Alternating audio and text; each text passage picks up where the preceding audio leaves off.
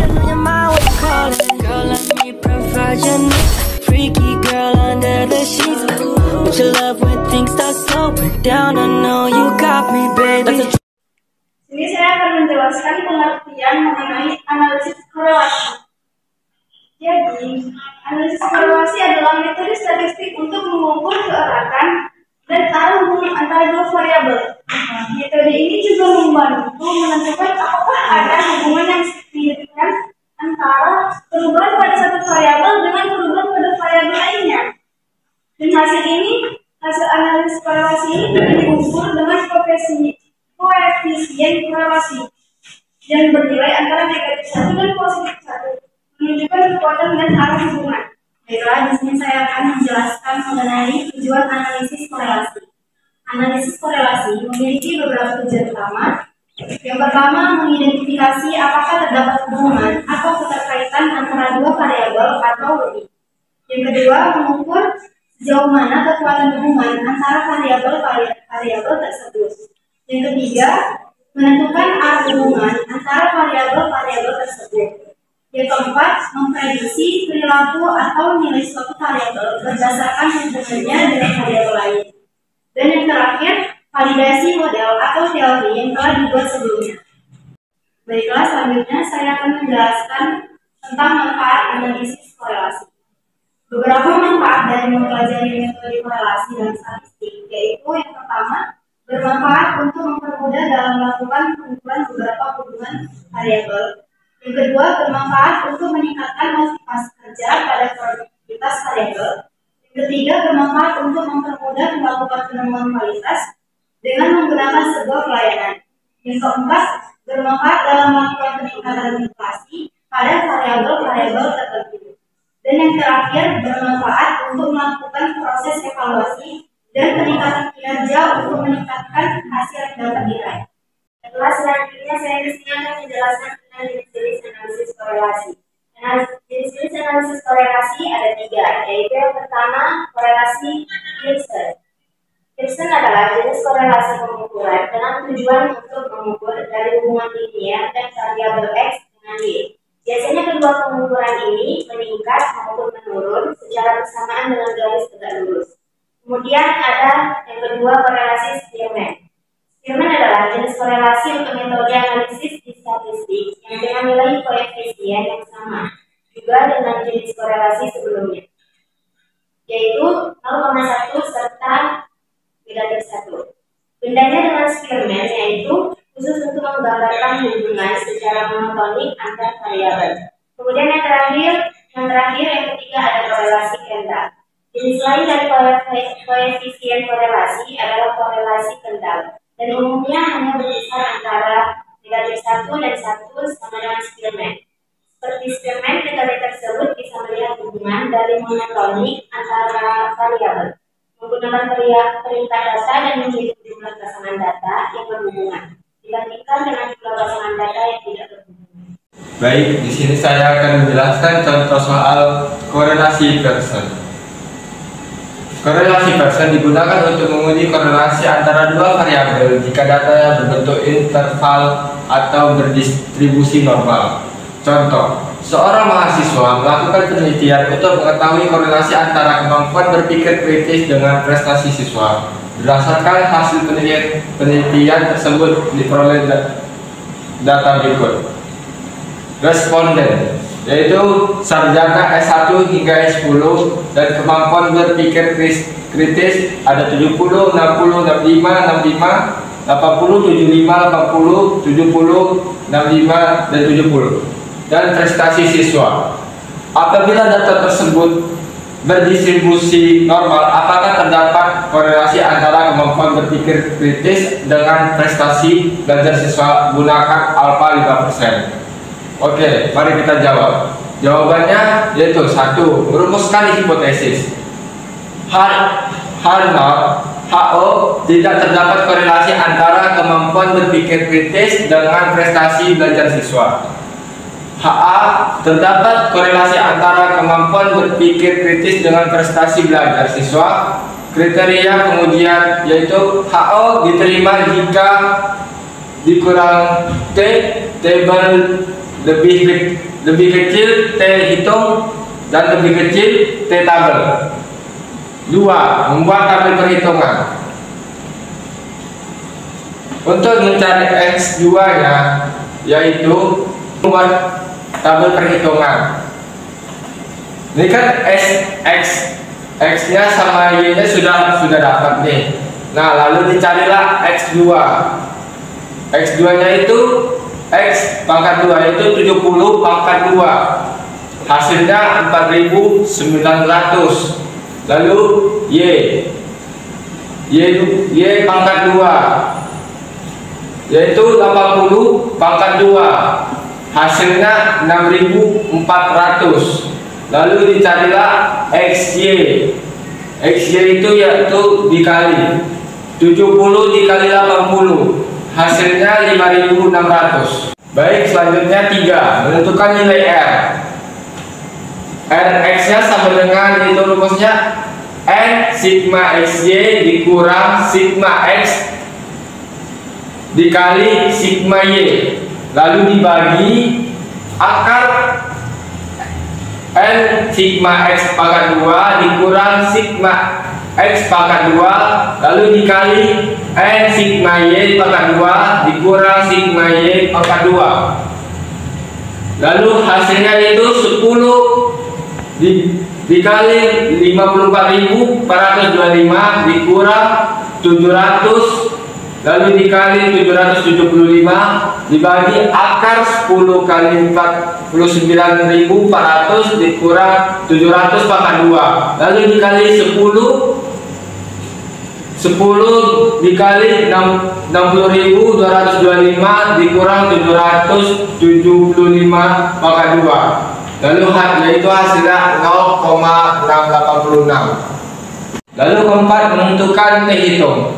T hitung yaitu rumusnya R akar N kurang 2 per 1 kurang R pangkat 2. T hitungnya N kurang 2 per 1 kurang R pangkat 2. T hitungnya yaitu 0,68. Hasil dari RXY yaitu di akar 10 kurang 2 per 1 kurang 0,68 pangkat 2. Hasilnya 2,67. 5.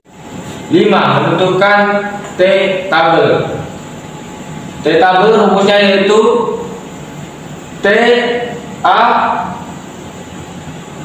N kurang 2 sama dengan T 0,05 10 kurang 2 sama dengan T 0,58. Hasilnya 2,3060. Nah, di sini kan sudah dapat hasil dari T 0,5 N nya 8. Jadi N nya yaitu 8 dari tabel distribusi T. Nah, dari uji dua pihak yaitu 0,05. Lalu ditariklah di 8 tabel yaitu hasilnya 2,3060. Jadi kesimpulannya, karena T hitung lebih besar dari T tabel, maka HO ditolak. Artinya terdapat korelasi antara kemampuan berpikir kritis dengan prestasi belajar siswa. Baik, masuklah contoh soal korelasi Spearman. Soalnya itu diduga ada hubungan antara skor TOEFL dengan nilai akhir bahasa Inggris mahasiswa. Apakah didukung hasil sampling? Gunakan taraf nyata yaitu beta 0,05. Skor yaitu ini tabelnya skor TOEFL-nya 475, 450 dan seterusnya. Dan nilai bahasa Inggris 76 dan sampai seterusnya. Penyelesaiannya itu hipertensi 0 dibanding probabilitas sama dengan 0. Tak ada hubungan antara skor TOEFL dengan nilai akhir mata kuliah bahasa Inggris. Lalu hipertensi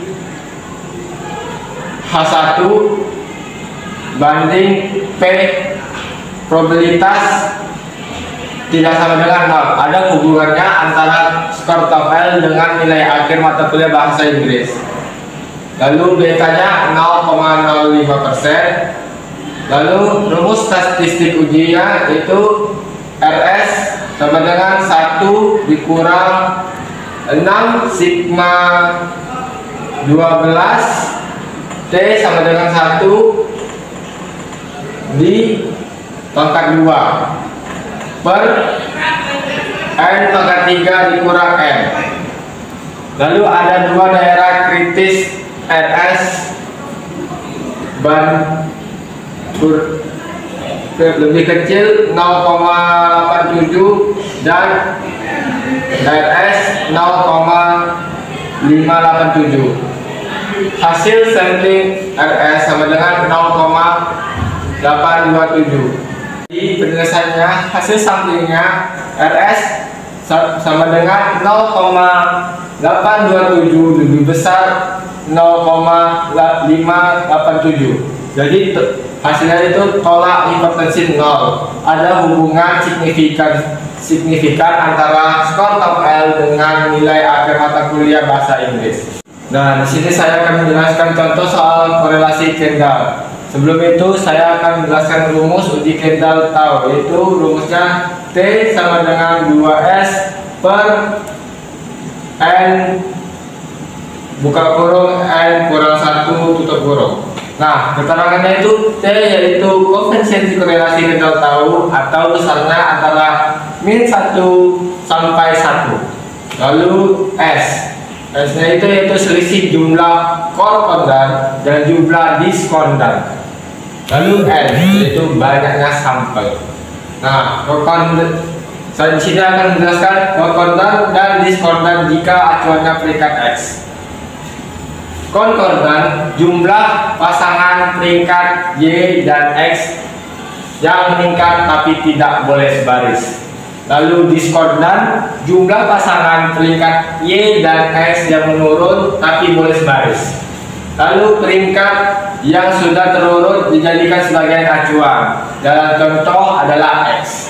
Peringkat yang tidak terurut dijadikan sebagai peringkat awal di antara pasangan konkordan atau diskordan dalam contoh yaitu Y. Lalu ada dua daerah kritis yaitu RS lebih kecil 0,587 dan RS lebih besar 0,587.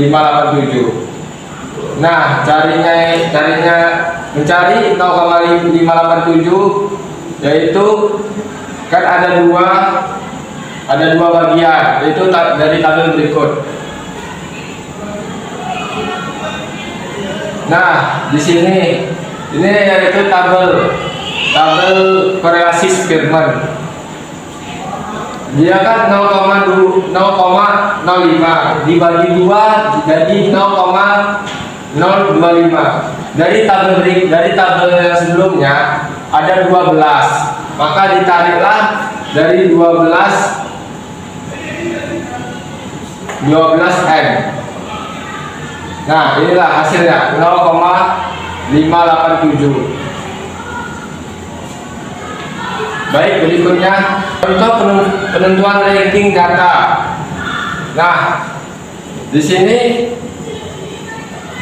nilai bahasa Inggris dan nilai TOEFL dicarilah skor rankingnya dari yang terkecil. Dari skor TOEFL yaitu X-nya 475, ini nilainya yang kelima, ranking kelima. Nah, dari yang terkecil yaitu 450, 460, lalu 465. Kenapa di sini 3,5? Dikarenakan 465 ada 2, maka dibagilah 360 lalu 465. Kenapa di sini 3,5? Dikarenakan 465 ada 2, maka dibagilah 3 ditambah 4 dibagi 2 sama dengan 3,5. Lalu seterusnya hingga ranking yang terakhir. Nah, di sini saya akan menjelaskan mencari DI-nya. DI-nya yaitu XI dikurang YI, yaitu 5 dikurang 4, jadi hasilnya 1. Lalu seterusnya begitu. Lalu DI pangkat 2, yaitu DI ini dikali 1 dikali 1, lalu seterusnya 4 pangkat 2, 4 kali 4 16. Nah, lalu disinilah hasil dari korelasi Spearman, yaitu RS 1 dikurang 6 dikali 4 9,5, yaitu hasil jumlah dari DI per 12 pangkat 3, yaitu jumlah tabelnya, yaitu dikurang 12 jumlah tabelnya, jadi hasilnya 0,827. Penelitian dilakukan untuk mengetahui korelasi antara kadar SGOT yaitu serum glutamik oxaloacetic transaminase, yaitu unit Karman per 100 ml dengan kolesterol LDL itu 100 ml. Pada masing-masing 7 sampel responden yang diambil secara random. Yang ditanya, hasil pengumpulan data dapat dilihat pada tabel berikut. Bagaimana kesimpulan yang dapat diambil dari data tersebut, yaitu dengan beta 0,01%. Nah, di sini tidak ini, dan ini sampel-sampel dan tabel-tabelnya. Nah, tabel uji kendal tahu. Nah, di sini kan sudah ada ranking X dan ranking Y sesuai dari yang terkecil, yaitu 5,7 sampai 21, dan begitu juga dengan Y. Nah, di sini saya akan menjelaskan korrespondannya. Nah, dan tadi kan korrespondannya sesuai, yaitu dari pertama dari ranking X, Y sama ranking X, yaitu 1, 12, 13, 14, 15, 16, dan 17. Jadi jumlah korrespondannya ada 6. Lalu ranking Y ada 5 korrespondannya, yaitu yang dihitung dari bawah: 2, 3, 24, 25, 26, 27. Lalu ranking yang ketiga, korrespondannya ada 4. Cara menghitungnya itu dari ke bawah: 3, 4, 3, 5, 3, 6, 3, 7. Dan korrespondan yang kelima, rankingnya itu 6/7, yaitu ada 1. Lalu korrespondan yang ke-6 5/7, 5/6 tidak bisa. Nah, di sini diskordan, saya akan menjelaskan diskordannya. Kenapa di sini 0? Dikarenakan tidak ada selisih dari ranking Y dan X, karena harus lebih besar Y-nya daripada X. Nah, di sini hanya ada 1 di tabel yang kelima, yaitu 6 dan 5. Nah, hasil korrespondannya dihasilkan yaitu 20 dan diskordannya yaitu 1. Jadi jumlah S-nya yaitu 20 kurang 1, hasilnya 19. Nah, di sini lalu kita letaklah cari tahu hitungnya. T sama dengan 2S dikurang N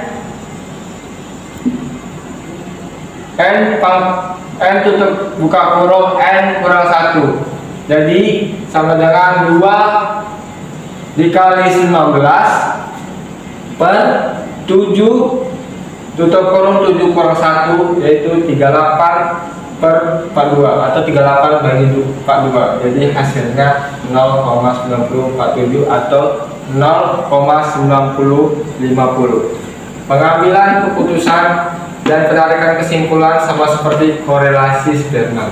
Nah, kesimpulannya, analisis korelasi menunjukkan ada atau tidaknya hubungan antar variabel kekuatan hubungan dan arah hubungan, atau positif atau negatif. Hasil analisis korelasi dapat membantu memahami pola dalam data, mengidentifikasi variabel yang saling berhubungan dan menguji hipotesis. Sekian, terima kasih dari presentasi kelompok 3. Saya pamit undur diri. Wassalamualaikum warahmatullahi wabarakatuh.